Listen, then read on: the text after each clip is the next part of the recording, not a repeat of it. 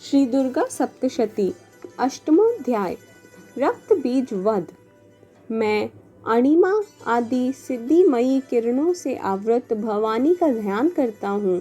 उनके शरीर का रंग लाल है, नेत्रों में करुणा लहरा रही है और हाथों में पाश, अंकुश, बाण और धनुष शोभा पा रहे हैं।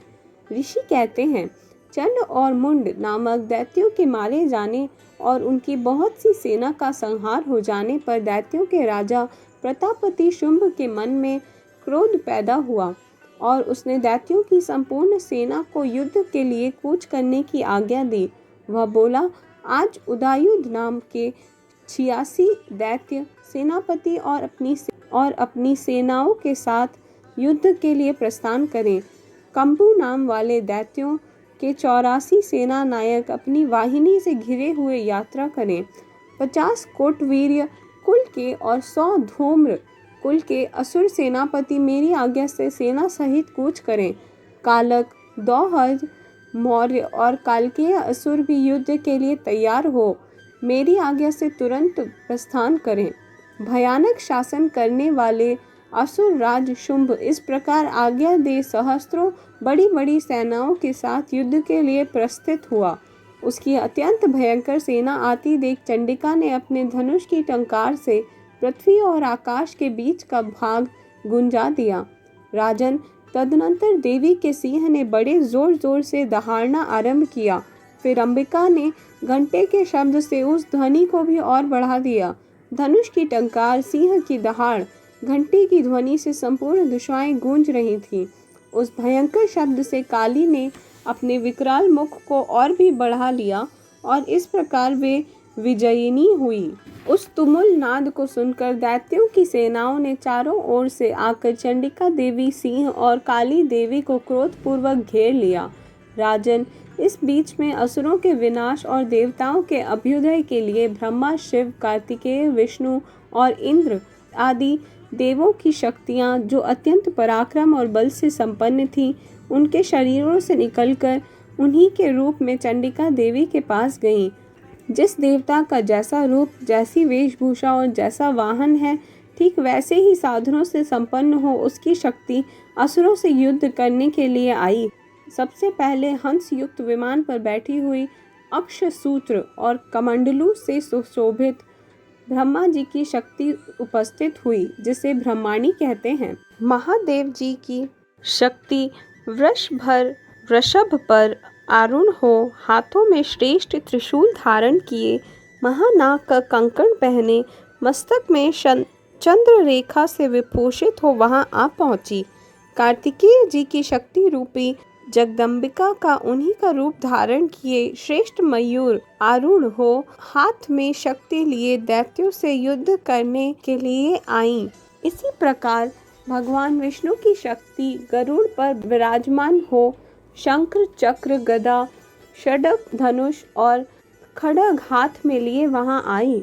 अनुपम यज्ञ वराह का रूप धारण करने वाली श्री हरि जी की शक्ति वहां भी वराह शरीर धारण करके वहां उपस्थित हुई। नारसिंह जी की शक्ति भी नरसिंह के समान शरीर धारण करके वहां आई। उसकी गर्दन के बालों को झटके से आकाश के तारे बिखेरे पड़ते थे। इसी प्रकार इंद्र की शक्ति वज्र हाथ में लिए गजराज ऐरावत पर बैठकर आई। उसके भी सहस्त्र नेत्र थे। इंद्र का जैसा रूप है वैसा ही उसका भी था। तदनंतर उन देव शक्तियों से घिरे हुए महादेव जी ने चंडिका से कहा, मेरी प्रसन्नता के लिए तुम शीघ्र ही इन असुरों का संहार करो।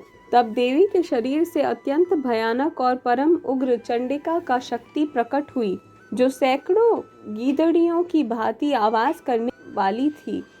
उस अपराजिता देवी ने धूमिल जटा वाले महादेव जी से कहा, भगवान, आप शुंभ निशुंभ के पास दूत बनकर जाइए और उन अत्यंत गर्वीले दानव शुंभ और निशुंभ दोनों से कहिए, साथ ही उनके अतिरिक्त जो भी दानव युद्ध के लिए वहां उपस्थित हों, उनको भी यह संदेश दीजिए। दैत्यों, यदि तुम जीवित रहना चाहते हो तो पाताल को लौट जाओ। इंद्र के त्रिलोकी को राज्य मिल जाए और देवता यज्ञ भाग का उपभोग करें। यदि बल के घमंड में आकर तुम युद्ध की अभिलाषा रखते हो तो आओ, मेरी शिवाएं तुम्हारे कच्चे मांस से तृप्त हों। चूंकि उस देवी ने भगवान शिव को दूत के कर्म में नियुक्त किया था, इसलिए वह शिव दूती के नाम से संसार में विख्यात हुई। वे महादैत्य भी भगवान शिव के मुख से देवी के वचन सुनकर क्रोध में भर गए और जहाँ कात्यायनी विराजमान थीं उस ओर बढ़े। तदनंतर वे दैत्य अमर्ष में भरकर पहले ही देवी के ऊपर बाण, शक्ति, दृष्टि आदि अस्त्रों की वृष्टि करने लगे। तब देवी ने खेल खेल में धनुष की टंकार की और उससे छोड़े हुए बड़े बड़े बाणों द्वारा दैत्यों के चलाए हुए बाण, शूल, शक्ति और फरसों को काट डाला। फिर काली उनके आगे होकर शत्रुओं को शूल के प्रहार से विदीर्ण करने लगी और खटवांग से उनका कचूमर निकालती हुई रणभूमि में विचरने लगी। ब्रह्माणी भी जिस जिस ओर दौड़ती उसी उसी ओर अपने कमंडलों का जल छिड़क कर शत्रुओं के ओज और पराक्रम को नष्ट कर रही थीं। माहेश्वरी ने त्रिशूल से और वैष्णवी ने चक्र से और अत्यंत क्रोध में भरी हुई कुमार कार्तिकेय जी की शक्ति से दैत्यों का संहार आरंभ किया। इंद्र शक्ति के वज्र प्रहार से विदीर्ण हो सैकड़ों दैत्य दानव रक्त की धारा बहाते हुए पृथ्वी पर सो गए। वराही शक्ति ने कितनों को अपनी थुथुन की मार से नष्ट किया। दाढ़ों के अग्रभाग से कितनों की छाती छेद डाली और कितने ही दैत्य उसके चक्र की चोट से विदीर्ण होकर गिर पड़े। नारसिंह भी दूसरे दूसरे महादैत्यों को अपने नखों से विदीर्ण करके खाती और सिंहनाद से दिशाओं और आकाश को गूंजाती हुई युद्ध क्षेत्र में विचरने लगी। कितने ही असुर शिव दूती के प्रचंड अट्टहास से अत्यंत भयभीत हो पृथ्वी पर गिर पड़े और गिरने पर शिव दूती ने उस समय अपना ग्रास बना लिया। इस प्रकार क्रोध में भरे हुए मात्र गणों को नाना प्रकार के उपयासों से बड़े बड़े असुरों को मर्दन करते देख दैत्य सैनिक भाग खड़े हुए। मात्र गणों से पीड़ित दैत्यों को युद्ध से भागता देख रक्तबीज नामक महादैत्य क्रोध में भरकर युद्ध करने के लिए आया। उसके शरीर से जब रक्त की बूंद पृथ्वी पर गिरती तब उसी समान शक्तिशाली और एक दूसरा महादैत्य पृथ्वी पर पैदा हो जाता। महासुर रक्त बीज हाथ में गदा लेकर इंद्र शक्ति के साथ युद्ध करने लगा। तब ऐन्द्री ने अपने वज्र से रक्त बीज को मारा। वज्र से घायल होने पर उसके शरीर से बहुत सा रक्त चूने लगा और उससे उसी के समान रूप और पराक्रम वाले योद्धा उत्पन्न हुए। उसके शरीर से रक्त की जितनी बूंदें गिरी उतने ही पुरुष उत्पन्न हो गए। वे सब रक्त बीज के समान ही वीर्यवान, बलवान और पराक्रमी थे। वे रक्त से उत्पन्न होने वाले पुरुष भी अत्यंत भयंकर अस्त्र शस्त्रों का प्रहार करते हुए वहां मात्र ग्रहणों के साथ घोर युद्ध करने लगे। पुनः वज्र के पहाड़ से जब उसका मस्तक घायल हुआ तब रक्त बहने लगा और उससे हजारों पुरुष उत्पन्न हो गए।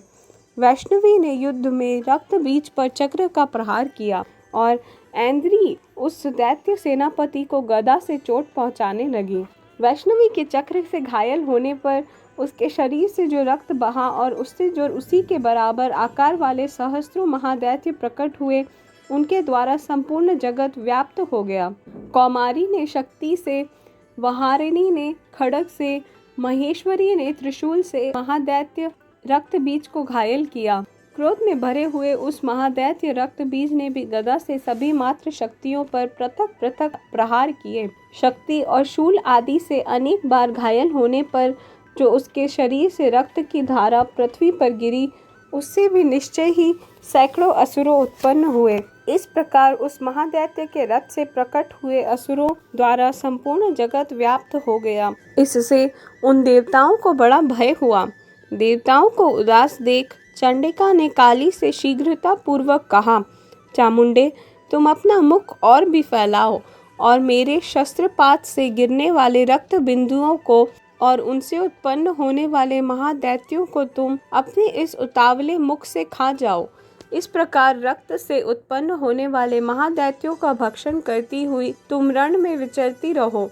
ऐसा करने से उस दैत्य का सारा रक्त क्षीण हो जाने पर वह स्वयं ही नष्ट हो जाएगा। उन भयंकर दैत्यों को जब तुम खा जाओगी तब दूसरे नए दैत्य उत्पन्न नहीं हो सकेंगे। काली से यूं कहकर चंडिका देवी ने शूल से रक्त बीज को मारा और काली ने अपने मुख में उसका रक्त ले लिया। तब उसने वहां चंडिका पर गदा से प्रहार किया, किंतु उस गदापात ने देवी को तनिक भी वेदना नहीं पहुंचाई। रक्त बीज के घायल शरीर से बहुत सा रक्त गिरा, किंतु ज्यों ही वह रक्त गिरा त्यों ही चामुंडा ने उसे अपने मुख में ले लिया। रक्त गिरने से काली के मुंह में जो महादैत्य उत्पन्न हुए उन्हें वह भी चट कर गईं और उसने रक्त बीज का रक्त भी पी लिया। तदनंतर देवी ने रक्त बीज को, जिसका रक्त चामुंडा ने पी लिया था, वज्र, बाण, खड्ग और तृष्टि आदि से मार डाला। राजन, इस प्रकार शस्त्रों के समुदाय से आहत एवं रक्तहीन हुआ महादैत्य रक्त बीज पृथ्वी पर गिर पड़ा। नरेश्वर, इससे देवताओं को अनुपम हर्ष की प्राप्ति हुई और मातृगण उन असुरों के रत्नपान के मद से उद्यत होकर नृत्य करने लगा। इस प्रकार श्री मार्कंडेय पुराण में सर्वाणिक मनवंतर की कथा के अंतर्गत देवी महात्म्य में रक्त बीज वध नामक 8वां अध्याय पूर्ण हुआ। धन्यवाद।